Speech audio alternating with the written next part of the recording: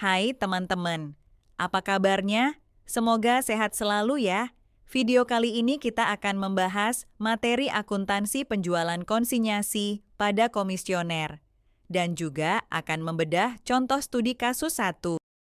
Di sini saya akan memaparkan materi akuntansi penjualan konsinyasi pada komisioner. Pertama ada latar belakang. Konsinyasi, consignment, adalah penyerahan barang dari pihak pemilik ke pihak lain yang bertindak sebagai agen penjual, disertai amanat untuk dijual dengan upah berupa komisi, tanpa disertai pemindahan hak milik. Metode laba terpisah adalah metode di mana laba atau rugi yang berasal dari penjualan konsinyasi dicatat terpisah dengan laba atau rugi dari penjualan reguler. Lalu kita masuk pada soal. Toko Global Elektronik melaksanakan penjualan e-televisi berwarna dari salah satu pabrik di Jakarta. Perjanjian konsinyasi tersebut, Toko Global bertindak sebagai komisioner transaksi yang terjadi 1 tahun adalah sebagai berikut. 1. Pada tanggal 3 Februari 2018, menerima kiriman televisi berwarna 18 inci dengan harga Rp 1.800.000 dan harga pokok Rp1.200.000 2.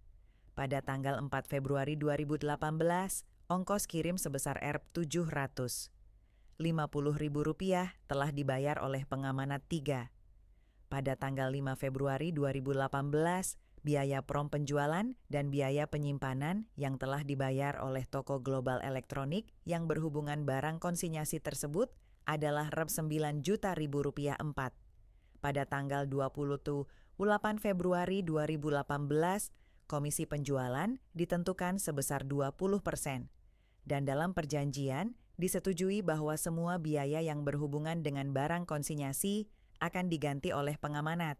Sampai tanggal 28 Februari 2018, telah terjual 40 unit televisi. 5. Pada tanggal 28 Februari 2018, Toko Global Elektronik melaporkan jumlah televisi yang telah terjual dan bersamaan itu pula menyetorkan uang hasil penjualan konsinyasi. Soal selanjutnya yaitu nomor 4. Pada tanggal 28 Februari 2018, komisi penjualan ditentukan sebesar 20% dan dalam perjanjian disetujui bahwa semua biaya yang berhubungan dengan barang konsinyasi akan diganti oleh pengamanat. Sampai tanggal 28 Februari 2018 telah terjual 40 unit televisi dan yang terakhir adalah nomor 5. Pada tanggal 28 Februari 2018, Toko Global Elektronik melaporkan jumlah televisi yang telah terjual dan bersamaan itu pula menyetorkan uang hasil penjualan konsinyasi. Selanjutnya adalah jawaban dari soal yang tadi sudah dibaca, yaitu buatlah jurnal yang dibuat oleh Toko Global Elektronik sebagai komisioner dengan menggunakan metode laba penjualan konsinyasi, dicatat terpisah dari laba penjualan reguler adalah sebagai berikut. 1. Menerima kiriman 100 buah TV berwarna dari pengamanat. Maka jawabannya adalah tanggal 3 Februari 2018, Toko Global Elektronik tidak membuat jurnal dikarenakan TV yang dikirimkan bukanlah milik Toko Global Elektronik, melainkan si pengamanat. 4 Februari 2018 tidak di jurnal karena kita mencatat jurnal komisioner, sedangkan biaya ongkir sudah dibayar oleh pengamanat. Maka tidak di jurnal 5 Februari 2018, Toko Global Elektronik membayar biaya promosi, penjualan, dan biaya penyimpanan sebesar Rp9 juta. Jadi jurnal pada 5 Februari 2018, di debitnya konsinyasi masuk, biaya produksi Rp9 juta dan di kreditnya kas Rp9 juta.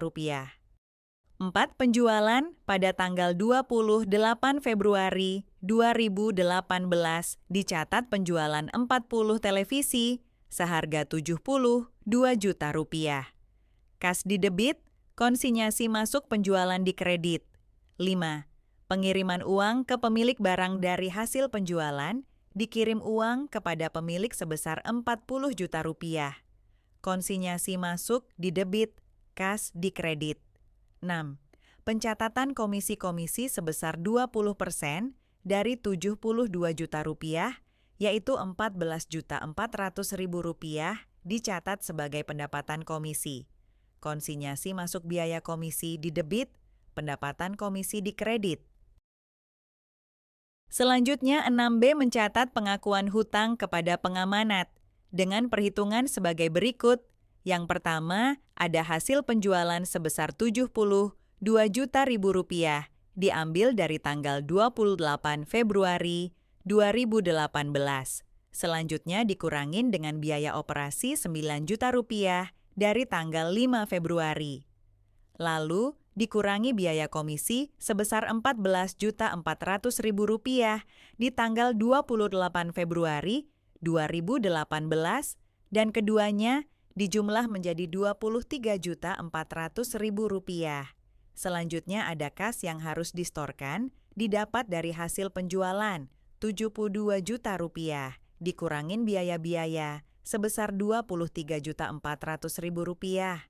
Selanjutnya ada kas yang sudah distor di tanggal 28 Februari 2018 karena sudah menyetor di tanggal tersebut, jadi harus dikurangi.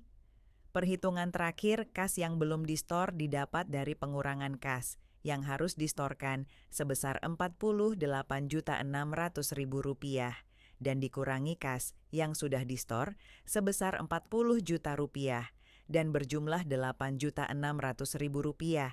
Jurnalnya adalah tanggal 28 Februari 2018. Keterangannya konsinyasi masuk di sebelah debit karena uang masuk dari hasil penjualan sebesar Rp8.600.000. Di sebelah kredit keterangannya utang pada pengamanat. Karena uangnya masih ada di kita, jadi disebut hutang. Hutang bertambah di sebelah kredit sebesar Rp8.600.000. Selanjutnya adalah transaksi menutup rekening pendapatan komisi. Setelah semua transaksi dicatat, ada tahap menutup rekening pendapatan komisi ke laporan laba rugi. Berikut adalah cara dan jurnalnya. Tanggal 28 Februari 2018, akun pendapatan komisi sebesar Rp14.400.000 ditutup ke akun laba rugi. Jadi di jurnal penutup, pendapatan komisi di debit Rp14.400.000. Lalu laba rugi di kredit Rp14.400.000. Nah, berikut ini adalah tabel buku besar berdasarkan transaksi penjualan konsinyasi masuk. Isinya catatan transaksi yang terjadi selama barang titipan, konsinyasi, dijual. Transaksi pertama. Ada biaya promosi penjualan dan biaya penyimpanan sebesar Rp9 juta.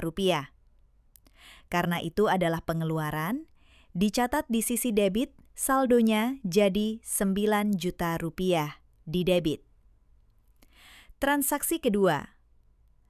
Barang yang dititipkan berhasil dijual, yaitu 40 unit televisi dengan harga Rp1.800.000 per unit. Totalnya Rp72 juta. Itu masuk ke kredit karena termasuk ke dalam pemasukan. Setelah dihitung dengan saldo sebelumnya, saldo tersisa Rp63 juta di kredit. Transaksi ketiga. Dari hasil penjualan tadi, disetorkan uang ke pemilik barang sebesar Rp40 juta. Itu dicatat di debit, jadi saldonya tersisa Rp23 juta di kredit. Transaksi keempat. Pihak komisioner yang menjualkan barang mendapat pendapatan komisi Rp14.400.000. Ini dicatat di debit sehingga sisa saldo akhirnya adalah Rp8.600.000 di kredit. Ada yang ingin ditanyakan? Sekian, bila ada kesalahan dalam tutur kata saya ucapkan maaf dan terima kasih.